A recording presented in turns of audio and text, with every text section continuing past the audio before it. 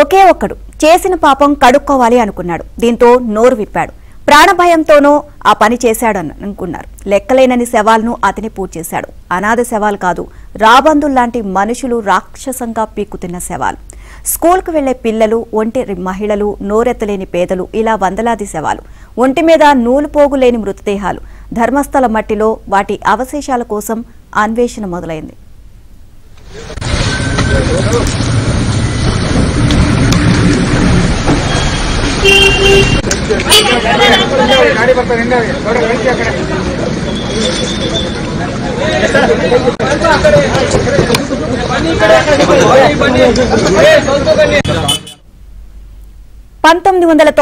నుంచి 2014 డిసెంబర్ వరకు ధర్మస్థలలోని దేవాలయంలో పనిచేసిన ఒకప్పటి పారిశుద్ధ్య కార్మికుడి వాంగ్మూలం ఇప్పుడు కర్ణాటకని షేక్ చేస్తుంది.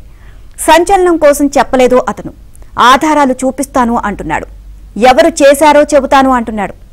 ఎవరు నమ్మరేమోనని తాను పూడ్చిన ఓ శవం ఎముకలను ఫోటోలు తీసి చూపించాడు. తనను ఎవరైనా చంపేసినా నిజం బయటికి రావాలని తనకు తెలిసిందంతా సీల్డ్ కవర్లో పెట్టి సుప్రీంకోర్టు న్యాయవాదికి ఇచ్చాడు.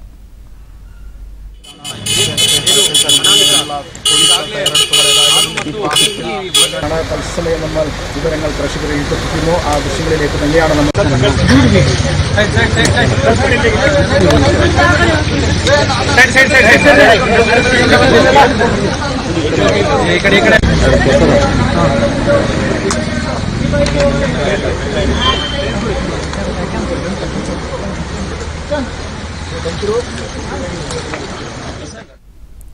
నేత్రావతి నది ఒడ్డున జూలై 29 మంగళవారం రోజున ఈ తవ్వకాలు చేపట్టగా అక్కడ ఎలాంటి అవశేషాలు లభించలేదు. అయితే 1995 నుంచి 2014 మధ్య వద్ద ధర్మస్థలంలో 5 కిలోమీటర్లు తనే సొంతంగా వందలాది మృతదేహాలను పూడ్చిపెట్టినట్లు పారిశుద్ధ్య కార్మికుడు చెప్పాడు. 13 ప్రదేశాలను గుర్తించగా ఎలాంటి ఫలితం లేకపోయింది. అయితే జూలై 30వ తేదీన కూడా సైట్ నెంబర్ 2, 3, 4, 5 తవ్వకాలను ప్రారంభించారు. 15 అడుగుల లోతు వరకు గుంతలు తవ్వినా ఫలితం లేకపోయింది.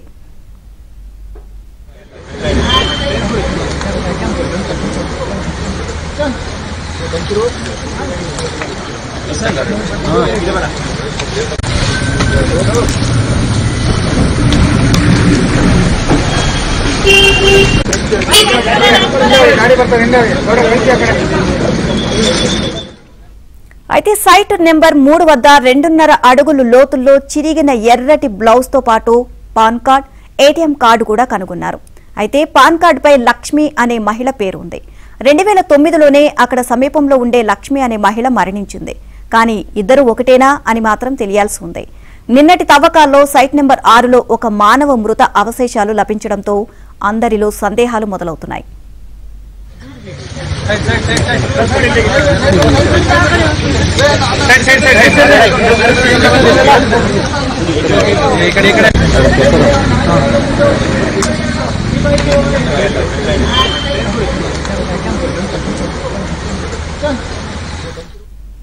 పవిత్ర క్షేత్రాన్ని ఘోరస్థలిగా మార్చిన పాపాత్ముల బండారం ఇన్నేళ్లకు బయటపడిపోతుంది. మట్టిలో సమాధి అయిపోయినందుకున్న నిజమేదో రోజు బయటకొస్తుంది. ആ ദൃശ്യങ്ങളിലേക്ക് തന്നെയാണ് നമ്മൾ പോകുന്നത്. ഏറെ നിർണായകമായ കൊലപാതക പരമ്പരകൾക്ക് രഹസ്യങ്ങൾ തേടിയുള്ള അതിന്റെ ചുരുളിൽ നിന്ന നിർണായകമായ ദൃശ്യങ്ങളാണ് പോകുന്നത്. SITയുടെ സ്പെഷ്യൽ ഇൻവെസ്റ്റിഗേഷൻ ടീം പുറത്തേക്ക് ഇറങ്ങുകയാണ്.